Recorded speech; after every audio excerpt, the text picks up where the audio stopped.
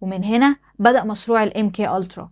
جابوا دكتور اسمه ايوان كاميرون وبدأوا يعملوا تجارب مرعبة على المرضى النفسيين بدون علمهم.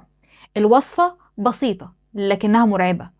كانوا بيجيبوا المرضى ويدخلوهم في غيبوبة عن طريق الأدوية ويعرضوهم لكهرباء شديدة عشان يمسحوا ذكرياتهم وشخصيتهم، وبعد ما يتحولوا لصفحة بيضة قرروا في ودانهم عن طريق السماعات رسالة لآلاف المرات عشان يزرعوا جوه دماغهم أفكار وشخصية مختلفة تماما.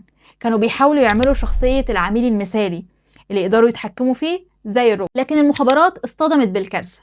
رغم كل المخدرات والكهرباء ومحاولات مسح الوعي، كان في أجزاء في عقل الضحية بترفض البرمجة تماما.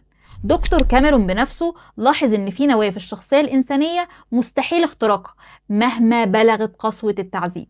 المشروع اتقفل رسميا في السبعينات بعد ما اتفضح، والCIA حاولت تدمر الملفات، لكن الحقيقة ظهرت للنور لما الضحايا بدأوا يكتشفوا الكارثة. أما بقى دكتور كاميرون فمات سنة 1967 قبل ما تنكشف الفضيحة، وللأسف ما اتحسب. وسؤالي ليك، تفتكر السوشيال ميديا هي MK Ultra الجديد؟